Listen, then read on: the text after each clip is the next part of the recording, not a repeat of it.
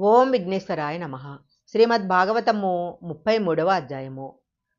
భాగవతంలో ధ్రువోపాఖ్యానం అనే ఒక ఉపాఖ్యానం ఉంది. మీరు క్రతువు చేసేటప్పుడు ఒక వ్రతం చేయమంటే మీ మనసు అక్కడ ఉండవచ్చు, ఉండకపోవచ్చు. కొన్ని కోట్ల జన్మల తర్వాత ఎప్పుడో ఎవడో ఒక మనుషుడు మాత్రమే, ఈశ్వరుని అనుగ్రహం పొందినవాడు మాత్రమే ద్వాదశి రోజు ధ్రువోపాఖ్యానం వింటాడు. ద్వాదశి నాడు ధ్రువోపాఖ్యానం వింటే ఎన్నో మంచి ఫలితాలు వస్తాయి. ఎన్నో గ్రహాలు ఉపశాంతి పొందుతాయి. ఎంతో మేలు జరుగుతుంది. మనిషి జీవితంలో ధ్రువుని వృత్తాంతం తప్పకుండా వినాలి. అందులోనూ భాగవతార్గతంగా వినడం అనేది మరింత గొప్ప విషయము. అందులోనూ ద్వాదశి రోజు కానీ, పౌర్ణమి రోజు కానీ, అమావాస్య రోజు కానీ, దినక్షయమందు కానీ, అసుర సంధ్య వేళ కానీ ధ్రువచరిత్ర వింటే చాలా మంచిది. సుందరాకాండ తెలియని వారు ఎలా ఉండరో, ధ్రువోపాఖ్యానము, ప్రహ్లాదోపాఖ్యానం తెలియని వారు ఉండరు. ధ్రువచరిత్ర ఒక ఆశ్చర్యకరమైన సందర్భము. మైథున సృష్టి జరగటం కోసమని బ్రహ్మగారు తన శరీరంలో నుంచి ఒక స్త్రీ స్వరూపాన్ని, ఒక పురుష స్వరూపాన్ని సృష్టి చేశారు. వారే స్వయంభూవ మనువు శతరూప. వారిద్దరినీ సృష్టి చేయమని బ్రహ్మగారు ఆదేశించారు. వారికి అకూతి, దేవాహుతి, ప్రసూతి అనే ముగ్గురు కుమార్తెలు. ప్రియవతుడు, ఉత్తానపాదుడనే ఇద్దరు కుమారులు. ఉత్తానపాదుడికి మొదటి భార్య సునీత, రెండవ భార్య సురుచి.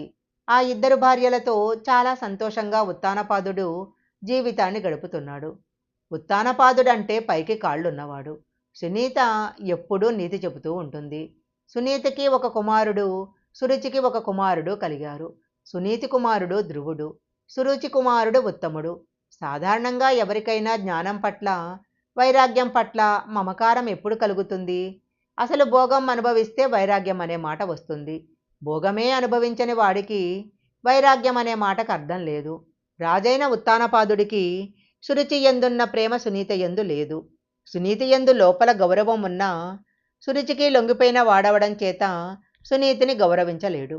ఒకరోజు ఒక ఆశ్చర్యకరమైన సంఘటన జరిగింది. ఒకనాడు అంతఃపురంలో ఉత్తానపాదుడు కూర్చుని ఉన్నాడు. పక్కన సురుచి నిలబడి ఉంది.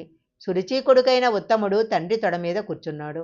అప్పుడు సునీతి కొడుకైన ధ్రువుడు పరుగున వచ్చాడు. అతనికి కూడా తండ్రి తొడ మీద కూర్చోవాలని కోరిక కలిగింది. అయితే తండ్రి ధ్రువుని తొడ మీదకి ఎక్కించుకోలేదు. తండ్రికి కొడుకు మీద ప్రేమ లేక కాదు. సురుచి పక్కన ఉండటం వలన ధ్రువుని తన తొడ మీదకు ఎక్కించుకోలేదు. ఒకసారి సురుచి వంక చూశాడు. అప్పుడామె ఒక గమ్మత్తైన మాట అంది.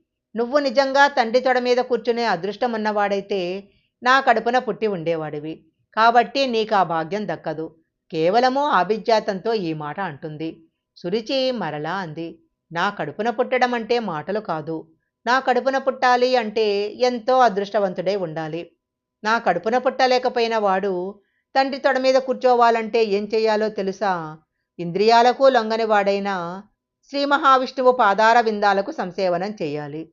అప్పుడు ఆయన అనుగ్రహిస్తాడు అంది. నిజానికి శ్రీమన్నారాయణుని అనుగ్రహం ఉన్నది కాబట్టి ధ్రువుడు సునీత ఎందు పుట్టాడు. ధ్రువుడు ఏడుస్తూ వెళ్ళిపోయాడు. అమ్మ, ఎందుకురా ఏడుస్తున్నావు అని అడిగింది. జరిగిన విషయము అంతఃపుర కాంతల ద్వారా తెలుసుకుంది. ఆమె కొడుకును చూసి, నాయనా, మీ నాన్న తొడ ఎక్కనివ్వలేదని ఏడుస్తున్నావు. నువ్వు గత జన్మలో చేసుకున్న పాపమే ఇవాళ నిన్ను ఏడ్చేటట్లు చేసింది. నీ పినతల్లిని కానీ, నేను కానీ, నీ తండ్రి కానీ నీ బాధకు కారణం కాదు. నువ్వు చేసుకున్న పాపకర్మే నీ దుఃఖానికి కారణము. నిజంగా నీ తండ్రి తొడ ఎక్కి కూర్చోవాలన్న కోరిక నీకుంటే నీ తండ్రి మనసును మరలా అలా మార్చగలవాడెవడో తెలుసా? అది నీకు సాధ్యం కాదు. ఈశ్వరుని పాదాలు పట్టుకోవాలి. నువ్వు అరణ్యాలకు వెళ్ళి శ్రీమన్నారాయణుని గురించి ధ్యానం చెయ్యి. ఆయన అనుగ్రహం కలిగిందంటే నీ తండ్రి అంకసీమ నువ్వు చేరగలుగుతావు అన్నది.